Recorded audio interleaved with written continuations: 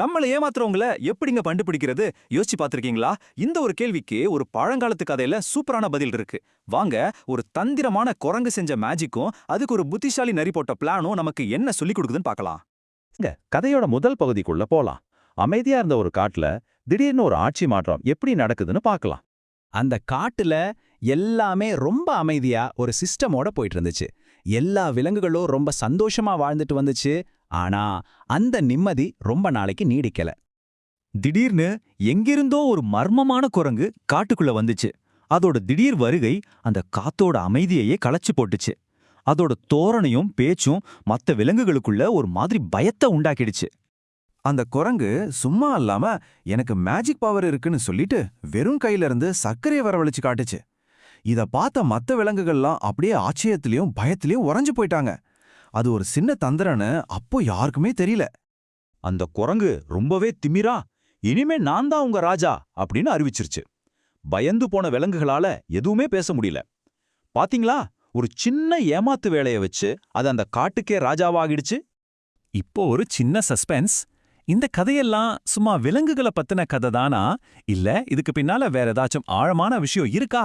வாங்க கொஞ்சம் ஆராய்வோம். சரி, இப்ப அடுத்த பகுதிக்கு போலாம். இந்த கதைகள் எல்லாம் எப்படி உருவாக்கப்பட்டிருக்கு, இதோட நோக்கம் என்னன்னு கொஞ்சம் ஆழமா பார்க்கலாம். பஞ்சதந்திரங்கிறது உலகத்திலேயே ரொம்ப பழமையான கதை தொகுப்புகள்ல ஒண்ணு. இதுல விலங்குகளை கதாபாத்திரமா வச்சு மனுஷ வாழ்க்கைக்கு தேவையான ஆழமான பாடங்களை ரொம்ப எளிமையா சொல்லி கொடுத்திருக்காங்க. இந்த புக்கை பாத்தீங்கன்னா எப்படி நண்பர்களை சம்பாதிக்கிறது, எப்படி அவங்களை இழக்கிறோம், தந்திரங்களோட கலைன்னு பல பிரிவுகளை பிரிச்சிருப்பாங்க. இதுவே ரொம்ப சுவாரஸ்யமான ஒரு அமைப்பு தான். இதெல்லாம் நாம நினைக்கிற மாதிரி சும்மா தூங்க போறதுக்கு முன்னாடி சொல்ற கதைகள் இல்லைங்க. இது எதிர்காலத்துல வரப்போற தலைவர்களுக்கு எப்படி புத்திசாலித்தனமா ஆட்சி பண்ணணும்னு சொல்லிக் கொடுக்கிற ஒரு ட்ரெய்னிங் மேனுவல் மாதிரி. சரி வாங்க, மறுபடியும் நம்ம கதைக்கே வருவோம்.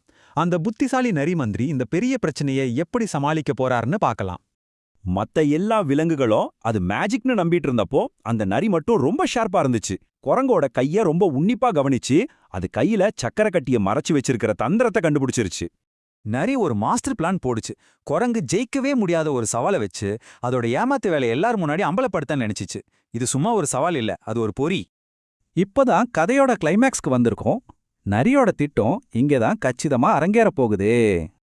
அடுத்த நாள் எல்லா விலங்குகளும் பார்த்துட்டு இருக்க நரி ரொம்பவே கூலா அந்த குளத்தோட தண்ணி மேல நடந்து போச்சு. இத பார்த்த எல்லா விலங்குகளும் அப்படியே வாயடைச்சு போயிட்டாங்க. குரங்கோட மேஜிக்கை விட நரியோட சக்தி பெருசுன்னு நம்ப ஆரம்பிச்சிட்டாங்க.